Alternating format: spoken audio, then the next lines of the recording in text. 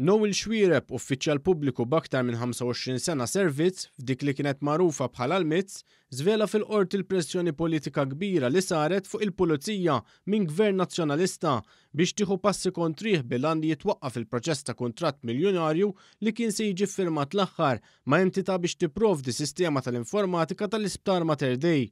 Dan joħroġ minn sentenza li ngħatat it-tnejn li għadda mill-Maġistrat Francisco De Pasquale f'kawża li liberat lil Xwiereb u lil Pierre Merċieqa, konsulent tal-konsorzju AME, li miegħu kien se jiġi ffirmat il-kuntratt. Huma bdew jiġu investigati mill-Pulizija fuq suspetti ta' Claudio Grech fosthom dik li Xwiereb bħala rappreżentant tal-Gvern kien inxtara b'Fireplace wara li beda jgħaddi minn taħt informazzjoni lil Merċieqa, rappreżentant tal-konsorzju li ġie ddikjarat bħala l-aqwa offerent. Madankollu dawn is-suspetti waslu sabiex il-kuntratt jingħata lill-entità li kellha interess fiha l-kumpanija iSoft, entità li skont ix-xhieda ta' Xwiereb kienet rappreżentata minn DeMaio Group. L-istess grupp li skont Xwiereb kienet tiffinanzja l-kampanja elettorali tal-eks Ministru Austin Gatt. Fix-xhieda tiegħu ix-xhud stqar li l-prosekuzzjoni kellha pressjoni politika kbira fuqha min-naħa tal-Ministeru li fih kien kap tas-segretarjat id-Deputat Nazzjonalista Claudio Grech.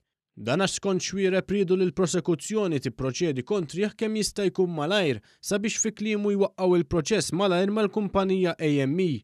Saħansitra l-interċettazzjonijiet telefoniċi u elettroniċi li saru ma ġewx aċċettati mill-qorti wara li rriżulta li l-Pulizija bdiet bl-investigazzjonijiet tagħha mingħajr ma sejħet inkjesta maġisterjali. Fil-fatt ix-xhud stqar li l-akkuża li hu kien inxtara b'Fireplace kienet biss attentat tal-prosekuzzjoni li minħabba l-pressjoni politika min-naħa tal-Ministeru jirnexxielhom isibu fuq xi jresquh. Dan għalkemm il-Fireplace kien inxtara bi flusu stess. Fit-tweġiba bid-dritt tal-risposta lil One News, id-Deputat Nazzjonalista Claudio Grech saħaq li l-unika pass tiegħu kien li ressaq is-suspetti tiegħu li kien hemm xi leakages bejn il-Kumitat ta' Evalwazzjoni u l-kumpanija AME, skambju ta' informazzjoni li fi kliem il-qorti stess kienet prassi aċċettata tant li skont il-qorti saret ukoll minn Claudio Grech innifsu. Huwa ċaħat ukoll li mar kontra l-parir li ngħata mid-direttur tal-kuntratti. Madankollu fis-sentenza tagħha l-qorti kienet ċara u qalet li Grech mar kontra l-parir tad-direttur tal-kuntratti u għażel li jimponi qatt ta' kundizzjonijiet li ma kinux fil-kuntratt. Azzjoni li mawguraġġ tajjeb sabiex il-kuntratt jingħalaq.